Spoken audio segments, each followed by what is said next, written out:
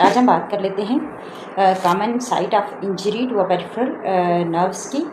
तो देखो, इंजरी जो होती है नर्व्स की to the peripheral nervous system में, वो कहाँ पे हो सकती है, या फिर कहीं भी जो उसका पाथवे है वहाँ पे किसी भी जगह जो है वो हो सकती है, चाहे वो स्टार्टिंग में है या फिर जब जहाँ पे वो टर्मिनेट कर रहे हैं वहाँ पे, चाहे टर्मिनेट कहाँ कर रहे होंगे, स्टार्ट होते हैं नर्व्स रूट से और टर्मिनेट कर रहे होते हैं tissue of the trunk and extremity, चाहे वो इंटरफेरामेना हो गया या फिर पेरिफेरल डेस्टिनेशन में कहीं पे भी जो इंजरी होगी, तो उसकी वजह से हमारे पास वो जो इंजरी होगी वो किस वजह से होती है, या तो वहाँ पे टेंशन होगी या फिर कंप्रेशन होगी। दो चीज़ें, टेंशन होगी तो उसका मतलब है वहाँ पे स्ट्रेच आया, तो वहाँ पे क्या है, डैमेज, नर्व डैमेज हुई, या फिर कंप्रेशन यानी कि कंप्रेस हुई, यानी अप्रॉक्सीमेशन हुई या कंप्रेशन आई, तो उसकी वजह से जो है आपकी इंजरी के चांसेस ज़्यादा हो गए। ठीक हो गया। ये हमारे पास नर्व की जो है क्या था कि इंजरी के का जो है मैकेनिज्म था, दो, टेंशन प्लस कंप्रेशन। अब हमारे पास जो है इसकी साइन एंड सिम्टम्स की जब हम बात करते हैं, देखो कहीं पे भी नर्व इंजर होगी तो उसकी वजह से क्या होगा, सेंसरी चेंजेस हो जाएंगी या फिर वहाँ पे, या फिर सेंसरी लॉस हो जाएगा, एक बात। दूसरी बात ये होगी कि मोटर वीकनेस होगी in the distribution of involve nerve, जो नर्व इन्वॉल्व हुई है उसकी जो उसने जहाँ पे जो इनर्वेशन दिया हुआ है वो पूरी जगह जो है उसमें वीकनेस हो जाएगी। ठीक हो गया। ये हमारे पास एक sensory changes and motor changes दोनों आ जाएंगे। ठीक है, अगर इंजरी होती है तो क्योंकि हमारे पास, हमें पता है जो नर्व है वो कंपोज होती है इन इनर्वेटिव कनेक्टिव टिश्यू से। इन इनर्वेटिव कनेक्टिव टिश्यू वो होते हैं जो खुद मतलब उनको इनर्वेशन, नर्व सप्लाई नहीं होती। जैसे नर्व की जो सराउंडिंग शीट्स होती हैं, जिसको एपिन्यूरम, एंडोन्यूरम या पेरिन्यूरम हम बोलते हैं, ये जो हैं ये इन इनर्वेटिव कनेक्टिव टिश्यू होते हैं।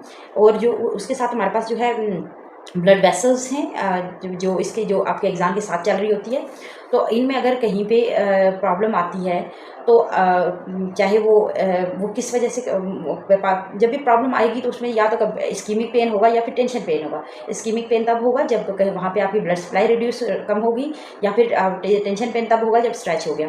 ठीक है।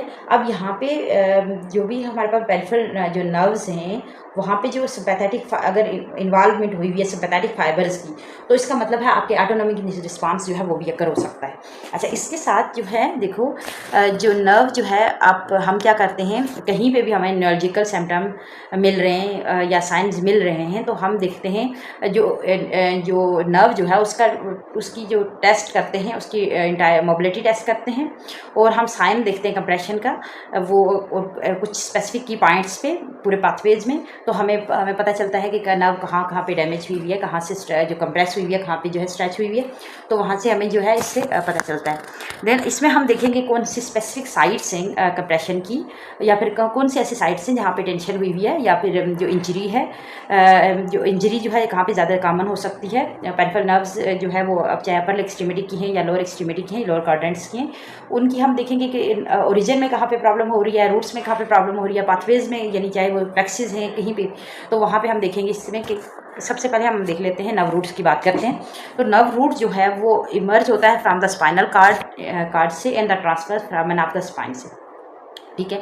और यहाँ पे अगर कहीं पे इम्पेंज हो गई नर्व, यानी कहाँ पे, स्पाइनल कार्ड में, कार्ड की जहाँ से वो इमर्ज हो रहा होता है, नर्व रूट जहाँ से इमर्ज हुई है, या फिर ट्रांसफर फेरामेना ऑफ द स्पाइन, जो स्पाइन का ट्रांसफर फेरामेना है साइड से, तो उसमें से वो आ रही होती है, वहाँ पे अगर कहीं पे उसको इम्पेंज होगी, तो हमारे पास वो इम्पेंज क्यों होती है, कुछ पैथोलॉजीज होंगी ना, तो उसकी वजह से होगी। तो हमारे पास स्पाइन की पैथोलॉजीज होगी, तो उसमें पहली पैथोलॉजी है स्पेस इन द फेरामेना जो है वो रिड्यूस हो जाना। ठीक है। उसके साथ जब स्पेस ऑफ द फेरामेना रिड्यूस हो जाएगा तो उसका मतलब है डिजनरेटिव डिस्क डिजीज़ होगी, डिजनरेटिव डिस्क डिजीज़ होगी, या डिजनरेटिव जॉइंट डिजीज़ होंगी। डिस्कालियन भी हो सकता है, स्पाइंडाइलोलिथियासिस भी हो सकता है। तो स्पाइंडाइलोलिथियासिस में क्या होता है, जो वर्टिब्रा है वो उसकी स्लिपेज हो जाती है। ठीक है। ये सारी जो डिजीज़ेज़ हैं ये आपकी जो एज वाइज जो है वो आ रही होती हैं। ऑब्वियसली एज बढ़ती है तो ये सब चीज़ें डिजनरेटिव चेंजेस आती हैं। जब भी रिड्यूस होगी, अगर स्पाइनल कार्ड की स्पाइनल कैनाल जो है अगर वो रिड्यूस हो रही है, या फेरामेनल स्पेस जो है वो जो जहाँ से नर्व आ रही है, तो वह उसको कहते हैं स्टीनोसिस। ठीक है।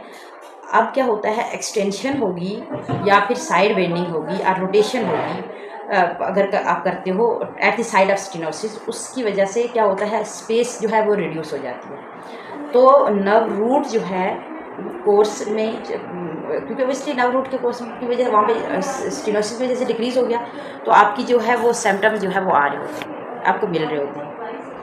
मैं कहा एप्रोप्रिएट सिम्टम्स। अब हमारे पास जो सिम्टम्स है वो हमें मिल रहे होते हैं। अगर एडियन प्लेस टेंशन, अगर एडियन जो है वो place tension on the nerve root, अगर नोट पे होगी तो क्या है, मोबिलिटी टेस्ट जो है वो हम करवाते हैं, तो उससे हमें पता चलता है कि वो सिम्टम दे रहे हैं। उसकी वजह से जब जैसे मोबिलिटी टेस्ट आप परफॉर्म करते हो तो आपको सिम्टम मिल रहे होते हैं।